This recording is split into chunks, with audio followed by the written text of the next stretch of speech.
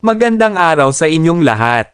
Ngayon, bibigyang pugay natin ang buhay at karera ng isa sa mga kilalang aktor, mang-aawit, at public servant sa Pilipinas, si Sonny Parsons. Samahan niyo ako sa paglalakbay mula sa kanyang kabataan, pag-angat sa industriya ng showbiz, hanggang sa kanyang huling mga taon dito lamang sa Pinoy Wisdom.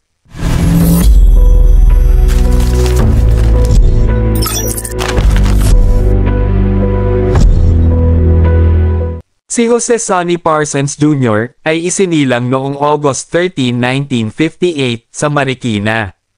Lumaki siya sa isang pamilyang may pagmamahal sa musika at sining. Bata pa lamang ay nahilig na siya sa pagkanta at pag-arte, kaya't madalas siyang sumali sa mga school plays at iba pang mga pagtatanghal. Nag-aral si Sonny sa Marist School sa Marikina, kung saan mas lalo pang nahasa ang kanyang talento sa musika at pag-arte.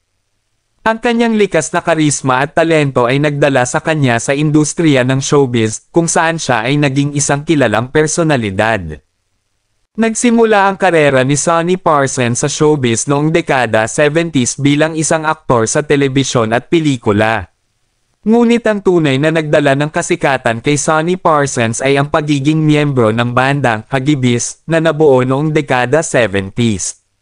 Ang kanilang energetic performances at catchy songs ay nagbigay sa kanila ng tagumpay at kasikatan sa buong bansa. Bilang miyembro ng Hagibis, nagkaroon si Sonny Parsons ng maraming tagumpay sa musika. Naging bahagi rin sila ng iba't ibang TV shows at pelikula na nagpatibay sa kanilang reputasyon bilang mga entertainment icons. Bukod sa kanyang karera sa musika, nagtagumpay din si Sonny Parsons sa pag-arte. Ang kanyang versatility bilang isang artista, mula sa aksyon hanggang sa komedya, ay nagpakita ng kanyang lalim bilang isang performer. Hindi rin nakaligtas si Sonny Parsons sa ilang kontrobersya. Isa sa mga pinag-usapan ay ang kanyang mga isyu sa legalidad, partikular na ang mga kaso ng estafa noong dekada 90s. Sa kabila ng mga hamon na ito, ipinakita ni Sonny ang kanyang determinasyon na magbago at magpatuloy sa kanyang karera.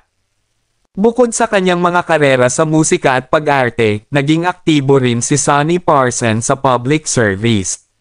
Siya ay naging konsehal sa Marikina at naglingkod bilang Pangulo ng Philippine Actors Guild. Ang kanyang dedikasyon sa paglilingkod sa bayan ay nagbigay sa kanya ng respeto mula sa kanyang mga kababayan.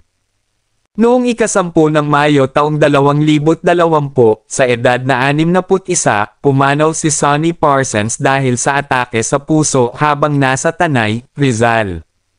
Ang kanyang pagpanaw ay nagdulot ng malaking kalungkutan sa kanyang pamilya, mga kaibigan, at mga tagahanga. Marami ang nagbigay pugay at nagbalik tanaw sa kanyang mga naiambag sa industriya ng showbiz at serbisyo publiko. Ang pamana ni Sonny Parsons sa larangan ng musika, pelikula, at serbisyo publiko ay hindi malilimutan. Siya ay isang tunay na alamat na nag-iwan ng malaking marka sa kasaysayan ng entertainment at public service sa Pilipinas. At diyan nagtatapos ang ating pagtalakay sa buhay at karera ni Sonny Parsons. Isa siyang tunay na bituin sa mundo ng musika, pelikula, at serbisyo publiko, at ang kanyang mga kontribusyon ay hinding-hindi malilimutan. Maraming salamat sa inyong panunood at hanggang sa muli, dito lamang sa Pinoy Wisdom.